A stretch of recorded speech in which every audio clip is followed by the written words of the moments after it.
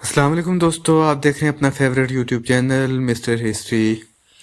Mister history میں Kashmir chapter کی videos میں کشمیر کی مشہور و معروف خواتین پہ ہم 2 ویڈیوز بنا چکے ہیں۔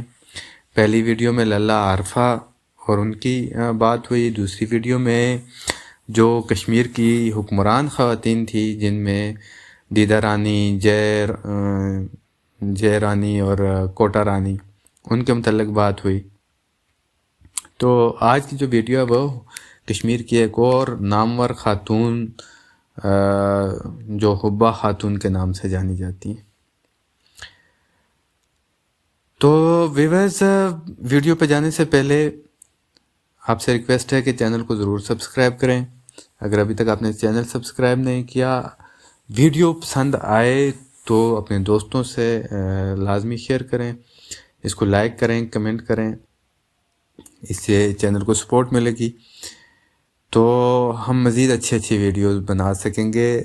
میری انشاءاللہ سے میری جو کوشش ہے کہ تاریخ کشمیر جو ہم نے جہاں سے شروع کی تھی 5000 سال پرانی، وہاں سے لے کر ہم چک خاندان تک پہنچے، اور یہ آگے بھی ایسے ہم آج تک کی جتنی بھی تاریخ ہے اس کو ہم انشاءاللہ ویڈیوز کی شکل میں یوٹیوب پہ اپلوڈ کریں گے اور اس ریکارڈ کا حصہ بنا دیں گے تاکہ ہر عام و خاص تک جموں کشمیر کی جو تاریخ ہے وہ پہنچ سکے، لوگ اس کو سن سکیں، پڑھ سکیں۔ تو دوستو، آگے جانے سے پہلے آپ سے لازمی یہ ریکویسٹ ہے کہ ویڈیو کو لائک کریں، شیئر کریں اور چینل کو سبسکرائب کریں۔ تو آج کی ہماری ویڈیو ہے جی حبہ خاتون پہ۔ حبہ خاتون سری نگر سے اسلام آباد جاتے ہوئے 8-9 میل کے فاصلے پر ایک زعفران زار قطع زمین آباد ہے جو قدیم زمانے میں پدم پور کہلاتا تھا۔ اب اس کا نام پانپور یا پامپور ہے۔ اس زعفران زار میں چندن ہار نامی ایک چھوٹا سا گاؤں ہے۔ 16ویں صدی کے وسط میں یہاں عبدی راتھر نامی ایک زمیندار رہتا تھا جو زمینداری کے علاوہ تبت کے ساتھ نمک کی تجارت بھی کرتا تھا۔ اس زمانہ میں کشمیر پر چک خاندان کی حکمرانی تھی۔ سلطان نازک شاہ چک کی حکمرانی کے آخری ایام میں 1552 کے لگ بھگ عبدی راتھر کے گھر ایک لڑکی پیدا ہوئی جو بہت حسین تھی۔ اس کا نام زون یعنی چاند یا مہتاب رکھا گیا۔ زون 5 سال کی ہوئی تھی، اسے گاؤں کی مسجد میں قرآن شریف پڑھنے کے لیے بٹھا دیا گیا۔ قرآن ختم کرنے کے بعد اس نے گلستان، بوستان اور کریمہ وغیرہ فارسی کتابیں پڑھی۔ پڑھنے کا اسے بہت شوق تھا۔ زون جوان ہو گئی تو اس کے باپ نے اس کی شادی خاندان کے ایک نوجوان سے کر دی جو کہ نہ صرف ان پڑھ تھا بلکہ بد مزاج بھی تھا۔ اسے زون کے علمی اشغال بالکل پسند نہ تھے، چنانچہ اس کے ساتھ سسرال میں بہت برا سلوک ہونے لگا۔ زون کو قدرت نے جہاں حسن جہاں سوز عطا کیا تھا وہیں اس میں شعر گوئی کی خداداد صلاحیت بھی موجود تھی۔ اس کے گلے میں بڑا رس تھا، وہ اکثر اپنی مترنم آواز میں اپنے ہی لکھے ہوئے گیت گایا کرتی تھی۔ 1551 کی بات ہے کہ زون جو اب حبہ خاتون کہلانے لگی تھی اپنے کھیت میں گوڈی یا نیلائی کر رہی تھی اور ساتھ ہی ساتھ گیت بھی گا رہی تھی۔ شہزادہ یوسف کا ادھر سے گزر ہوا، اس نے یہ دلکش آواز سنی تو اس طرف کو چل پڑا۔ نزدیک پہنچا تو حبہ خاتون کے حسن بے پایہ نے اسے اور بھی محصور کر دیا۔ زون کی نظر بھی شہزادے پر پڑی، دونوں ایک دوسرے کو دل دے بیٹھے۔ حبہ خاتون کی عمر اس وقت 18 سال تھی جبکہ شہزادہ یوسف 28 برس کا تھا۔ یوسف شاہ کے دوستوں نے حبہ خاتون کا کھوج لگایا اور اس کے خامد کو 5000 درہم دے کر طلاق دینے پر راضی کر لیا۔ اس نے موقع غنیمت جانا اور بیوی سے علیحدہ ہونا منظور کر لیا۔ اس طرح 18 سال کی عمر میں قدرت نے دیہات میں رہنے والی ایک لڑکی کو شاہی محلات میں پہنچا کر کشمیر کی ملکہ بنا دیا۔ شہزادہ یوسف نے دریائے جہلم کے بائیں کنارے ایک وسیع باغ لگوایا جس میں کئی 12 دریاں اور شاندار عمارتیں بنوائی۔ یہی حبہ خاتون کے قیام کا بندوبست کیا گیا۔ شہزادہ خود بھی اس کے ساتھ ہی رہنے لگا۔ حبہ خاتون کا شعر گوئی کا فن جاری رہا اور وہ وقت کے ساتھ ساتھ نکھرتا گیا۔ شہزادہ یوسف خود بھی شاعر تھا اور فارسی اور کشمیری دونوں زبانوں میں شعر کہتا تھا۔ دونوں کو فن موسیقی سے بھی بہت دلچسپی تھی۔ اس کے دربار میں ایرانی، ہندوستانی اور کشمیری موسیقی دان حاضر رہتے تھے۔ حبا خاتون نے اس ماحول سے فائدہ اٹھا کر فن موسیقی میں ید طولہ حاصل کر لیا۔ پنجاب یونیورسٹی کے شعبہ کشمیریات کی سربراہ میڈم نصرت نثار اپنے ایک مقالہ کشمیر میں موسیقی کا ارتقاء میں لکھتی ہیں، یوسف شاہ چک اور اس کی ملکہ حبا خاتون نے صوفیانہ موسیقی کے تزئین میں کافی وقت اور محنت صرف کی۔ وہ دونوں موسیقی کے سرپرست ہی نہیں بلکہ خود بھی موسیقار تھے۔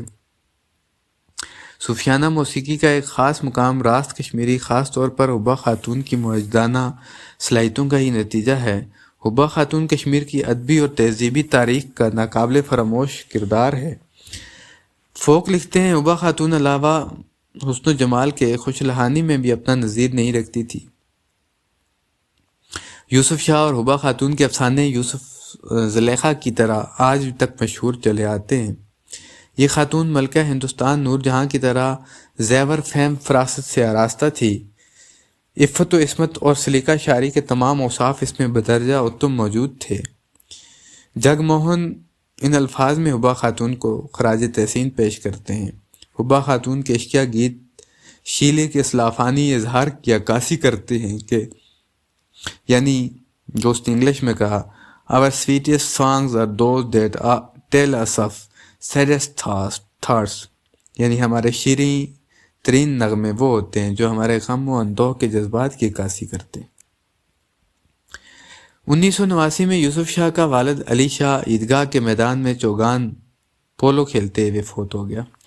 علی شاہ کی تجہیز و تکفین کے بعد یوسف شاہ تخت نشین ہوا تو حبا خاتون ملکہ کشمیر کہلائیں۔ یوسف شاہ کو شہزادگی کے زمانہ سے ہی عیش و عشرت کی لت پڑ چکی تھی۔ بادشاہ بنتی اس نے پھر عیش و عشرت کا بازار گرم کیا۔ وہ راگ رنگ میں اتنا مست ہوا کہ دربار کا رنگ ہی بدل گیا۔ امور مملکت نائل لوگوں کے ہاتھوں میں آ کر خراب ہو گئے۔ مخلص درباری اپنی ناقدری دیکھ کر خانہ نشین ہو گئے۔ حبا خاتون نے کئی بار بادشاہ کو اس کے فرائض یاد دلائے لیکن اس پر کوئی اثر نہ ہوا۔ ملکہ نے سید مبارک شاہ کو پیغام بھیجا کہ یہ وقت خانہ نشینی کا نہیں ہے، آپ بادشاہ کو آ کر سمجھائیں اور اپنے آنے والے خطرات سے نجات دلائیں۔ سید مبارک شاہ نے بھی بہت کوشش کی لیکن ناکام رہے۔ آخر یوسف شاہ کو 1 سال 1 ماہ اور 19 دن کی حکمرانی کے بعد معزول کر دیا گیا اور وہ کوہستان کی طرف چلا گیا۔ یوسف شاہ کی معزولی کے بعد عمران نے سید مبارک شاہ کو اصرار کے ساتھ تخت سنبھالنے پر مجبور کیا۔ مبارک شاہ نے اپنا تاج توڑ پھوڑ کر مساکین میں تقسیم کیا اور معمولی لباس پہن کر کاروبار سلطنت چلاتا رہا۔ وہ عدل و انصاف سے حکومت کرتا رہا۔ اس نے کئی اصلاحات عمل میں لائی۔ کچھ عرصہ بعد اس نے یوسف شاہ کو واپس بلانا چاہا۔ یوسف شاہ صلح کرنا چاہتا تھا لیکن اس کے مشیروں نے نہ کرنے دی۔ الغرض اندرونی سازشیں، بغاوتیں، کشمکش اور افراتفری اس طرح جاری رہی۔ حبا خاتون اس تمام پرآشوب دور میں کشتواڑ میں مقیم رہی۔ 1581 میں جب یوسف شاہ نے دربار اقتدار سنبھالا تو واپس سری نگر آ گئیں۔ اب یوسف شاہ کچھ بدل چکا تھا۔ سید مبارک شاہ نے اس سے صلح کر لی اور عدل و انصاف اور دانش مندی کے ساتھ حکومت کرنے لگا۔ وہ گرمیان گزارنے کے لیے گلمرگ کی وادی میں چلے گئے۔ اس وادی کو حبا خاتون نے ہی آباد کیا تھا اور اس کا نام بھی اسی نے تجویز کیا تھا۔ ایک بار دونوں میں کسی بات پر انبن ہوگی۔ یوسف شاہ ناراض ہو کر وادی وانگٹ چلا گیا۔ وہاں ایک سبزہ زار میں 2 چشمے پاس پاس پھوٹتے ہیں، ایک کا نام مارسر ہے اور دوسرے کا نام تارسر۔ یوسف شاہ کو اچانک حبا خاتون کی یاد ستانے لگی۔ بے اختیار اس کی زبان سے یہ شعر نکلا: در یاد دو زلف بت کشمیر نزادے، شد تارسر و مارسر از گریہ چشم، یعنی محبوبہ کشمیر حبا خاتون کی زلفوں کی یاد نے میری آنکھیں اتنا روئی کہ تارسر اور مارسر 2 چشمے جاری ہو گئے۔ سازشیں جاری رہیں اور ملک اندرونی طور پر کمزور ہوتا رہا۔ اس کے بعد مغل شہنشاہ اکبر کی طرف سے راجہ بھگوان داس کی سربراہی میں کشمیر پر یلغار کا وہ واقعہ پیش آیا جس کا ذکر چک خان حکمرانوں کے باب میں آ چکا ہے۔ یوسف شاہ کو پہلے لاہور میں اور پھر پٹنہ میں نظر بند کر دیا گیا۔ اکبر نے اس کے کشمیر واپس جانے پر پابندی لگا دی۔ یوسف شاہ نے حبا خاتون کو اپنے پاس بلانے کی خواہش ظاہر کی، لیکن اس کی یہ درخواست بھی مسترد کر دی گئی۔ حبا خاتون کی زندگی کے آخری ایام دکھوں اور غموں سے بھرے ہوئے تھے۔ اس نے یہ زمانہ گریز میں گزارا۔ وہاں کے لوگ اس کا بہت احترام کرتے تھے۔ اس خطہ میں ایک پہاڑی اس کے نام سے منسوب ہے اور آج کل یہ حبا بیل کہلاتی ہے۔ وہ شکستہ دل ہو کر سری نگر واپس آ گئی۔ فتح کشمیر کے بعد اکبر کے ناظم مرزا قاسم نے حبا خاتون اور دیگر افراد کی گرفتاری کے احکام جاری کیے، لیکن حبا خاتون اس سے پیشتر ہی فقیرانہ لباس پہن کر شہی محل سے نکل آئی تھی۔ سیاسیات سے کنارہ کش ہو کر اس نے موضع پافتہ چوک میں دریا کے کنارے ایک معمولی سی کٹیا بنا کر اس میں رہنا شروع کیا تھا، لہٰذا اسے کچھ نہ کہا گیا۔ اس کا دل دنیا سے دل اچاٹ ہو گیا تھا۔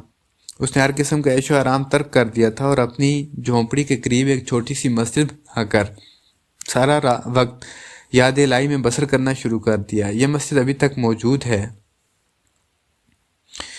اس کا انتقال اس کے گاؤں پانتا چوک میں ہوا اور اسے وہیں دفن کر دیا گیا۔ 1947 کے بعد نیشنل کانفرنس کی حکومت نے حبا خاتون کی یاد میں ایک دن منایا۔ اس روز اس کی تربت کی مرمت کی گئی اور اس کے ارد گرد گھاس کا ایک قطع بنا کر اس میں پھولوں کی کیاریاں لگائی گئی۔ یوسف شاہ کا انتقال نظر بندی کے دوران ستمبر 1592 میں ہوا۔ اسے ضلع پٹنہ کے بسواک گاؤں میں دفن کر دیا گیا۔ حبا خاتون کے چند فراقیہ گیت جو ہیں وہ بھی ان کا ترجمہ آپ کے سامنے پیش کر دیتے ہیں۔ میں نے اپنے ہاتھوں میں مہندی رچائی، نہ جانے وہ کب آئے، میرا محبوب میری محبت میں سرشار آئے گا، آ بھی جا میں تیرے لیے ترستی ہوں، آ بھی جا میں تیرے لیے جاں بلب ہوں، اور تیری فرقت کی مجھ میں تاب نہیں۔ دور چراہ گاؤں میں فصل بہار آئی ہے، کیا تو نے میری فریاد نہیں سنی؟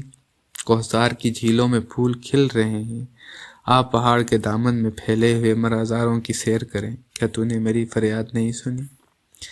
اچھا، اس کے علاوہ ایک اور بھی تاریخی واقعہ جو حبا خاتون سے منسوب ہے وہ بھی آپ کو بتا دیں گے۔ ایک دفعہ جب بخشی غلام محمد کی حکومت تھی، یہ 1950 کے بعد کی بات ہے، تو انہوں نے ایک مشہور فلم ساز ضیاء سرحدی کو کشمیر آ کر فلم بنانے کی دعوت دی اور انہوں نے کہا کہ حبا خاتون کی زندگی پر ایک فلم بنائی جائے۔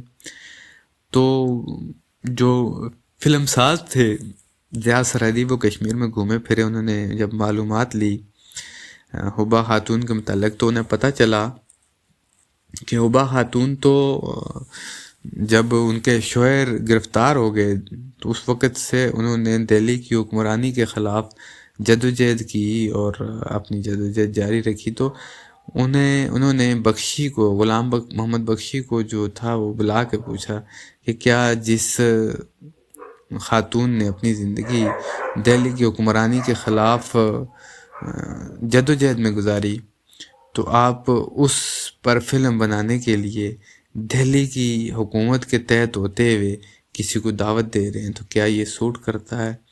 یہ بات سن کر جو بخشی غلام محمد ہیں وہ خاموش ہو گئے اور ضیاء سرحدی واپس بمبئی چلے گئے۔